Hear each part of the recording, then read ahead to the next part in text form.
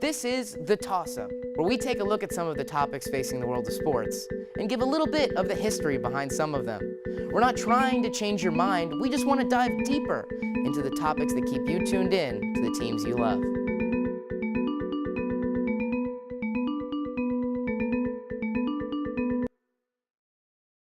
You know what's beautiful about sports?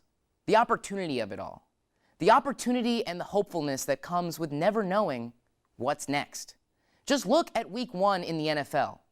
No matter what team you're a fan of, there's always this hopefulness that comes from seeing your favorite team wearing their brand new clean uniforms and their shiny new helmets. You look at the roster and think, maybe, just maybe, this year is our year. You look at the standings and see everyone with 0 wins and 0 losses, and you think, well, everyone has a chance. You think like that until you realize you're a Browns fan. Or maybe you're a Jets fan. You think like that until you realize that over the last 14 years, the AFC Championship has been won by only 4 different quarterbacks. So it begs the question, when you watch sports, how much do you value parity? Do you prefer the MLB, where almost every team on the face of the earth is still in the wild card race? Or do you prefer the NBA, where the finals seem like a foregone conclusion, but you have this electrifying dominance that you can grab onto? And if you were to run a league of your own, would you rather the parity or the dominance?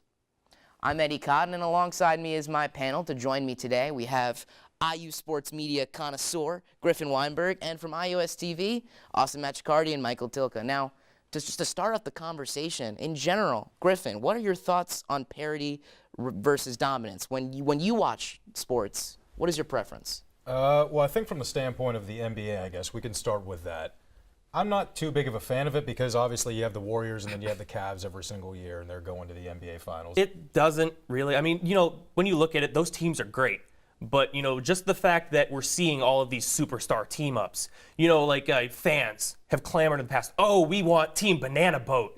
We want LeBron, and we want Chris Paul, and we want Melo, and we want them all to be on the same team. It's happening now. So those fans that asked for it, 2, 3, 4 years ago, this is what they wanted, so they shouldn't complain. But then you look at teams like the 76ers and the Kings that have been in this abysmal state of inability to compete, and you look at their fan bases and you ask, how do you still watch? How are you looking at this league with optimism? And how do you go to games? In my type thing where every week it's something new, it's something different, and there's still opportunities to go out and win games, I think the NFL has really found a good spot for it. To counter that, you say that from a season perspective. When you're looking at this season, there are about 5 or 6 teams that could win the Super Bowl.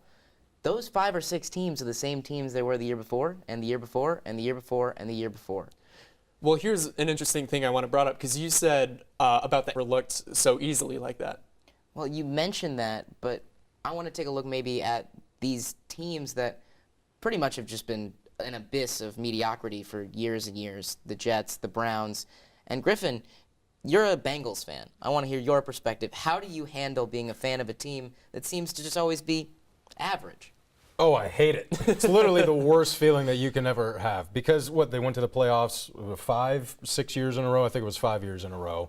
And every single year you think that they're going to win, and then they just end up losing. Established a winning culture and stuff like that. Those teams are usually the ones that are playing at the end of the season, even though it seems like there's a lot of hope for a lot of different teams throughout the season.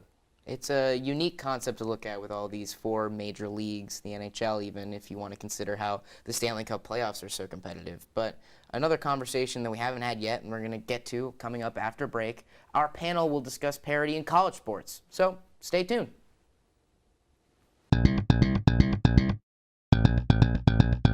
Welcome back to the Toss-Up. We just got finished up with a rather riveting conversation about parity in the major leagues that we see every day. But what about college athletics? I'm going to send it your way, Austin. What is your perspective on how parity affects college athletics? I believe that there's one stark difference between college and professional athletics as far as parity goes. And it's the fact that in the pros, you can sign free agents, you can draft players, you can make trades. In college sports, it's all recruiting. So, I mean, when you have programs like Kentucky basketball system, then a lot of those schools get left out, and it's just kind of, it's not necessarily bad for the sport, but the schools definitely, I don't think they would like that very much. So you guys have made arguments, and a lot of it's surrounded the fact that I think parity's very difficult to create in college athletics, but I don't think you've answered the question of whether they should be striving for that in the first place. Would you want to see parity more in college football? Would you want to see more parity in college basketball?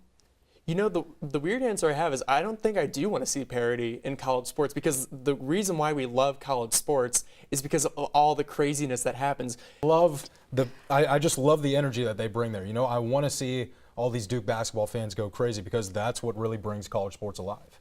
Well, that really does it for our panel discussion. And from my perspective, ultimately what I believe is that each of these leagues are different in their own ways. And you have to appreciate that, and that's what creates these preferences and what you prefer.